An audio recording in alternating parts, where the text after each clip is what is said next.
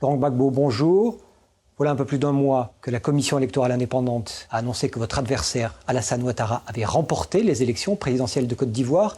Quelques jours après, le Conseil constitutionnel légitimait votre présidence. Aujourd'hui, la Côte d'Ivoire affronte une des pires crises politiques depuis ces dernières années. Où en est-on aujourd'hui en Côte d'Ivoire?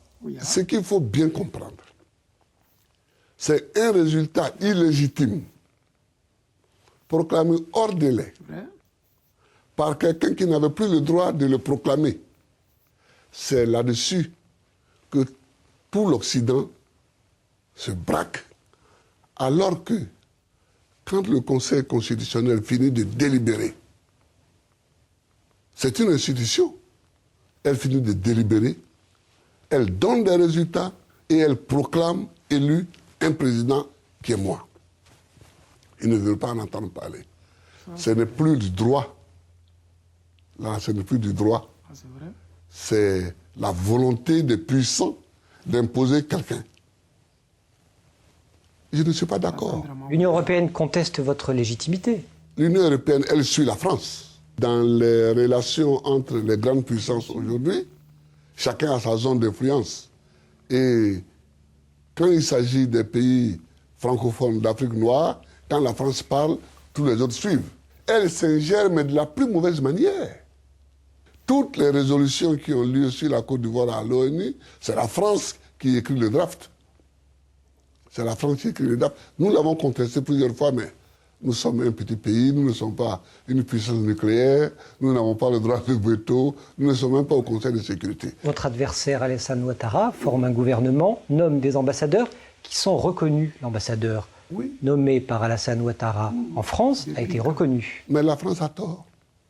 J'ai dit que la France a tort. Vous avez passé 30 ans dans l'opposition, Laurent Gbagbo. Vous avez un long parcours politique. Nicolas Sarkozy vous pose des ultimatums.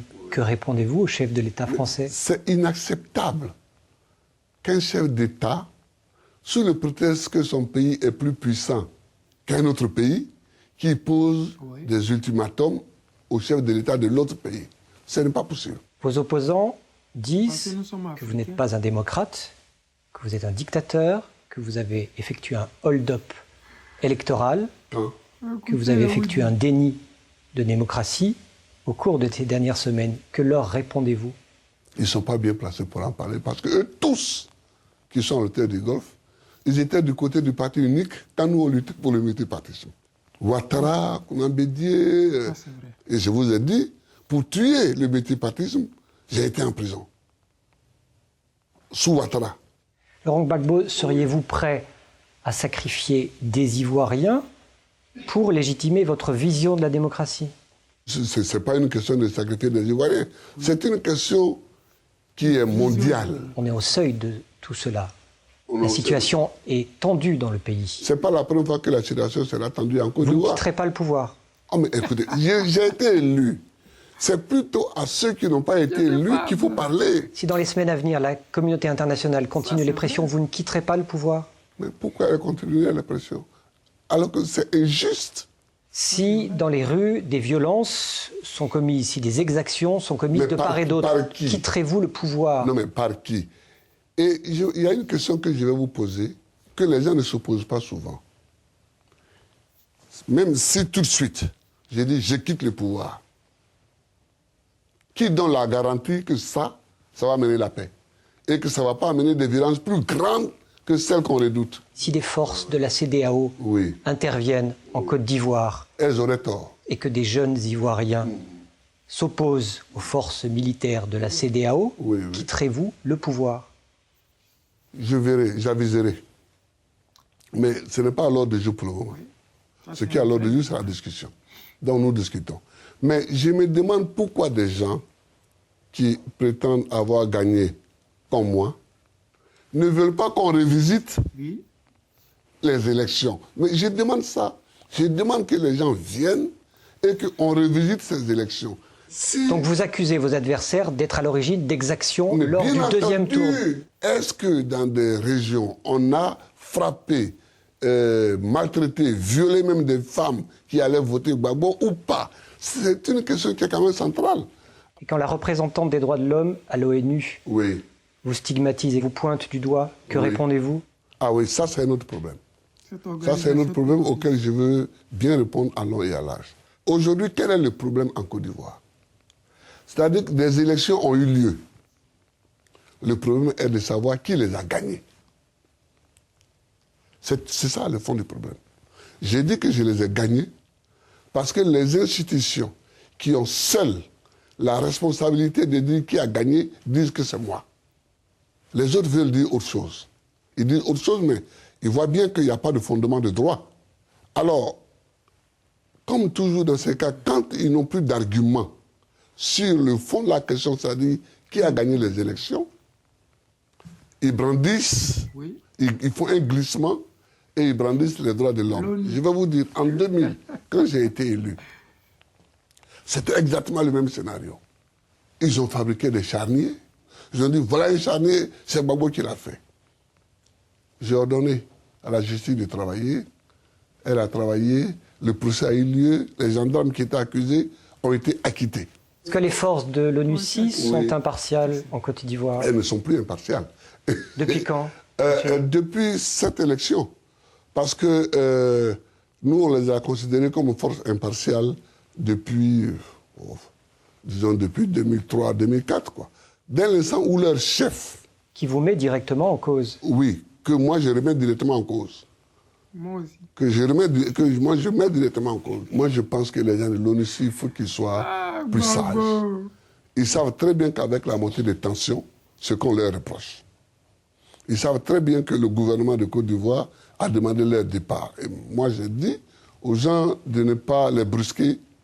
J'ai lancé un appel solennel aux gens de ne pas les brusquer, que nous avons demandé leur départ diplomatiquement, et c'est diplomatiquement que nous l'obtiendrons. Mais il faut qu'ils soient plus sages. Quand les gens qui viennent de l'extérieur veulent s'imposer parce qu'ils ont la force, c'est tout ce que ça donne. Donc la Côte d'Ivoire et Laurent Gbagbo sont victimes de l'extérieur? J'ai dit au début de ma campagne aux Ivoiriens qu'ils auront le choix entre un candidat pour la Côte d'Ivoire et un candidat pour l'étranger. C'est ça. Ça a l'air à peine caricatural, mais c'est ça. Allons-nous passer par un bain de sang? C'est la réalité. Je ne souhaite pas. Et je fais tout pour ne pas que ça ait lieu. Mais vous ne pourrez peut-être pas l'empêcher. Je ne crois pas du tout à une guerre civile. Mais évidemment, si les pressions continuent comme elles sont, c'est elles qui vont pousser à la guerre, à l'affrontement. Ouais. Laurent Gbagbo, merci. Je vous remercie de nous avoir reçus. Ah, les amis. Oui, oui, oui. Le guide président a parlé. Cette CPI, pour ne pas dire cette ONU, depuis belle lurette, il ne servait plus à rien. Et j'ai dit souvent, pourquoi est-ce que j'appelle le président Gbagbo Laurent le guide président? Vous voyez ce que les Maliens ont fait. Quand ils sont arrivés là, ils ont chassé directement l'armée française. Parce qu'ils savaient que tant qu'il aurait l'armée française sur le territoire malien de l'AES, il allait toujours avoir les tentatives de coup d'État, l'ONU a fait ça, fait ceci. Vous avez vu au conseil de l'ONU, le ministre malien qui allait demander à l'ONU que la France ne devrait plus jamais, au grand jamais, parler au nom du Mali. Parce qu'ils ont vu, le président Laurent Gbagbo a dénoncé ça, au moins près de 15 ans en arrière. Il avait dit qu'il a demandé, il a exigé que la France ne parle plus jamais au nom de la Côte d'Ivoire. Mais comme nous sommes un petit pays et que nous ne sommes pas un pays nucléaire, les gens ne font pas attention à ça. Et comme les Maliens ont forcé et ont obtenu ça, vous voyez aujourd'hui les résolutions de l'ONU sur le Mali, ça ne passe pas.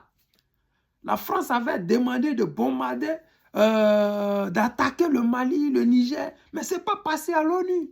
Pourquoi? Ils étaient obligés de se rabattre sur l'Union africaine ou la CEDEAO pour faire le sale boulot. Parce que les Maliens avaient déjà pris leur destin en main. Ils ont anticipé. Parce que ce que nous, les Ivoiriens, à travers le guide président Laurent Gbagbo, nous avons subi, les autres ne veulent plus subir ça. Donc quand j'ai dit le guide président Gbagbo Laurent, c'est ça. Il a tracé le chemin. C'était difficile. Ça a été difficile. Nous avons vécu un vrai cauchemar. C'est-à-dire que tu as raison, mais comme l'autre a la force que toi, il t'arrache tes biens, il t'arrache tout ce qu'il veut, comme il veut et quand il veut. Vous avez vu les élections.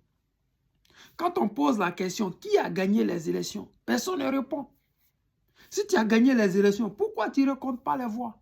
Cette même question, le guide président l'a posée quand tu es arrivé en 2021 depuis l'aéroport. Il a posé la question, qui a gagné les élections? Vous avez vu là, ces pays, ils ont dit qu'il ne faudrait pas qu'on parle des élections. Mais on peut parler des morts des élections, mais on ne peut pas parler des élections. Qui a gagné ces élections-là? La vraie question était là. Parce qu'ils n'aiment pas la vérité. Et le guide président Laurent Gbagbo, il a été toujours dans la vérité. Et quand tu es dans la vérité, peu importe le temps que ça va mettre, tu seras toujours celui-là par qui les gens viendront. Surtout africaines. Parce que les Africains, nous avons besoin de la loi. Nous avons besoin de la vérité. Nous avons besoin des réels politiques, c'est-à-dire des politiciens qui font des choses réelles, visibles, et non des croissances à des chiffres à la Draman Ouattara, où le peuple meurt de faim, souffre, dorme dans les rues, sous les ponts, dans les cimetières. Mais nous avons une croissance à des chiffres. C'est ça la réalité. Les amis, je ne veux pas être long, c'est juste votre camarade, le serviteur, le président Lota, l'ami des dirigeants qui se respectent. Je vous aime.